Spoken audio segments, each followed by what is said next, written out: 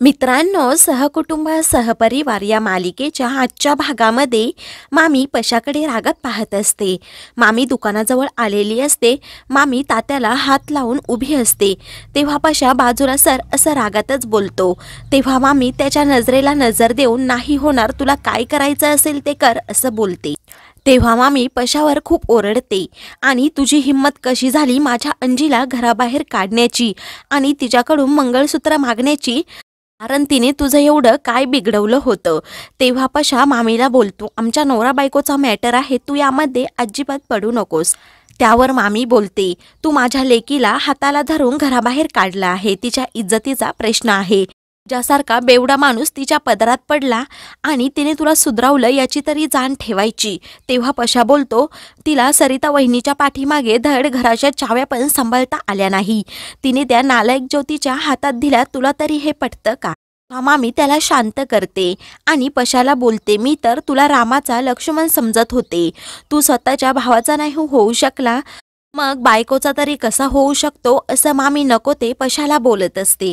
पशाला खूप राग आलेला असतो. पशा बोलतो, मम्मी अगोदर इथून निघायचं.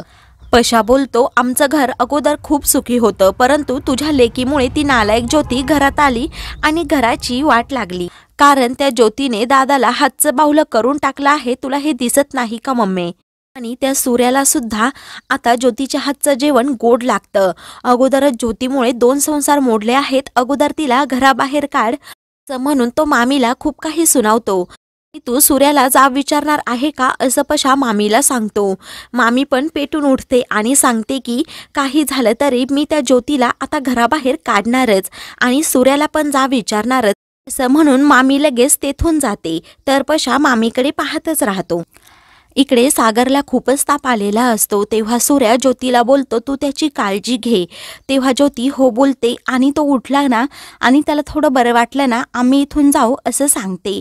तेव्हा सूर्या बोलतो, कुठेही जाण्याची गरज नाही, असं तुला कोणी सांगितलं पण नाही, सागरला पूर्णपणे बरं वाटू देत, मगच जायचं. तेवढ्यात मामी तेथे येते आणि सूर्याला आवाज देत असते. मामी सूर्यावर नजर राखून बोलते की माझ्या मुलीचा इकडे संसार उद्ध्वस्त होत आहे आणि तुम्ही काय नुसते पाहत राहिले का? तेव्हा सूर्या बोलतो की पशा आजकाल खूप चुकीचा वागत आहे. तर मामी बोलते, मी पशाबद्दल बोलतच नाही, मी तर माझ्या फक्त मुलीबद्दल बोलत आहे. अजून किती दिवस ती सासरी राहणार आणि ही नालायक ज्योती इथे राहणार? तेव्हा ज्योती मामीला समजवायला जाते. तेव्हा मामी तिला एका शब्दात गार करते आणि बोलते की तुला लाज वाटत नाही का? तू तुझ्या दोन्ही बहिणींचा संसार मोडला आणि इथे चिटकून बसलीस. त्यावेळी ज्योती पुन्हा सज्जनपणाचा आव आणते आणि सूर्याला बोलते, म्हणूनच आम्ही इथून जात होतो. सूर्या, तू आम्हाला का अडवलंस? तेव्हा मामी बोलते, बरं झालं मला आज सर्व सत्य समजलं. आत्तापर्यंत मी जे ऐकलं म्हणजे ते खरं आहे. तुम्ही ज्योतीला इथे ठेवून घेतलं. सूर्या सांगतो, मामी तुमचा काहीतरी गैरसमज होत आहे. मी तिला अडवलं या कारणासाठीच, कारण की तिच्या मुलाला खूप ताप आला आहे आणि असला ताप असताना मी त्याला बाहेर काढू शकत नाही. तेव्हा मामी ज्योतीला चांगलीच खडसावते आणि तुझ्या आईबापांचं श्राद्ध घातलं आहे का? त्या आईबापांच्या इथे यायला तुला लाज वाटते का असा मामी जाब विचारते. मामी सूर्याचे चांगलीच कान उघडणी करते आणि सूर्याला समजावते की तुमच्या ह्या चांगुलपणामुळेच आज तुमचा संसार उद्ध्वस्त झाला, तुमचा भाऊ पुन्हा दारुडा झाला. असं म्हणून तुम्ही काहीही करा, परंतु मी ह्या पिढीला आज घेऊनच जाणार असं ज्योतीकडे बोट करून बोलते.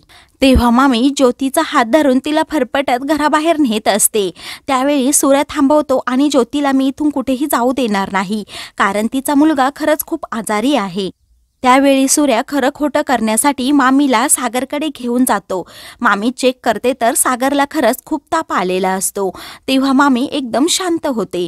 तर सूर्या मामीला समजावतो की थोडी तरी माणुसकी शिल्लक ठेवा.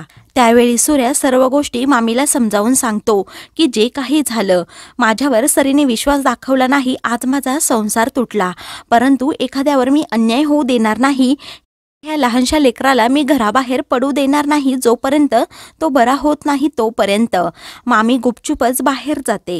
बाहेर पशा तात्याबरोबर बोलत असतो.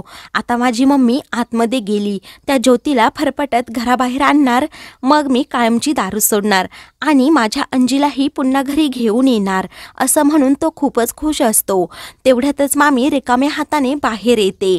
मामीला असं बाहेर आलेलं पाहून पशा लगेच मामीला विचारतो, काय ग मम्मी, ती ज्योती कुठे आहे?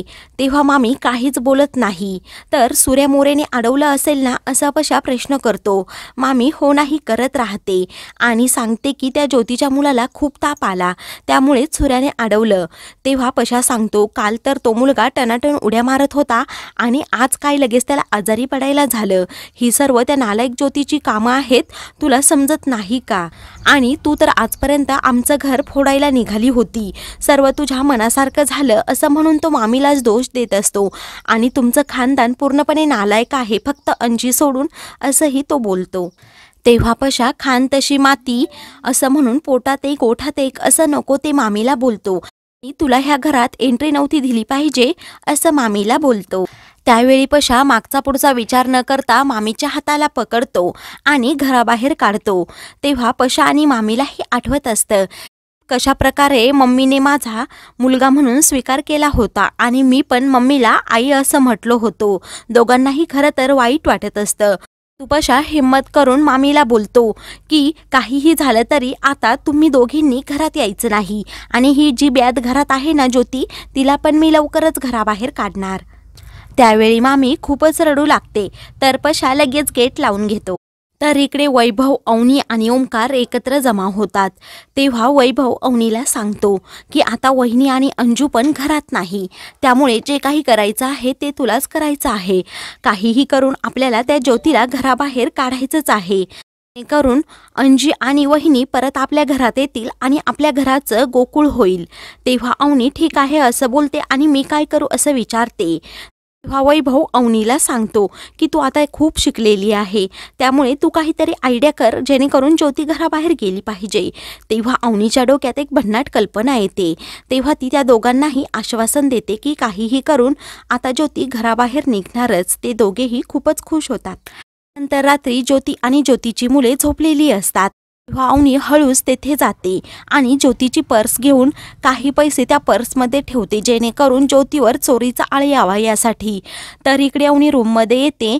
तर वैभव लगेच लाईट लावतो. तर अवनी खूप दचकते आणि आपला प्लॅन सक्सेसफुल झाला असं वैभवला सांगते. तेव्हा अवनी सर्व प्लॅन वैभवला सांगते आणि कसा वाटला माझा प्लॅन असं वैभवला विचारते. तेव्हा वैभव सांगतो की तुझा प्लॅन पूर्णपणे बंडल आहे. तेव्हा अवनी त्याच्यावर चिडते. तर वैभव तिला बोलतो, तू मला म्हटली ते खरं आहे की ज्योतीवर चोरीचा आळ येईल, मग पोलीस येतील आणि तिला घेऊन जातील, परंतु त्या लहानग्या लेकरांचं काय? त्यांना काय वाटेल की आपली आई चोरटी आहे आणि दादालाही हे आवडणार नाही असं म्हणून तो अवनीला सांगतो की लगेच बाहेर जा आणि ते पैसे पुन्हा इकडे घेऊन ये. तेव्हा अवनी सांगू लागते की तुला जर माझा प्लॅन आवडला नसेल ना, तू स्वतः जा आणि पैसे काढून घेऊन ये असं म्हणून ती झोपायला जाते. तर मित्रांनो, पुढील भागामध्ये ओमकार, वैभव आणि अवनीचा सर्व डाव ज्योतीला समजतो. तेव्हा ती डाव त्यांच्यावरच उलटवते आणि तुम्ही माझ्यावर चोरीचा आळ घेतला ना, आता मी हे सर्व सूर्याला जाऊन सांगणार. तेव्हा वैभव आणि ओमकार खूप घाबरतात. तर दुसरीकडे अंजी दुकानावर येते. ती पशाला बोलते की तुझा आणि माझा संबंध कायमचा संपला. हे ऐकून पशा हादरतोच. अशाच मालिकेंचे पुढील भाग पाहण्यासाठी चॅनलला सबस्क्राईब करा.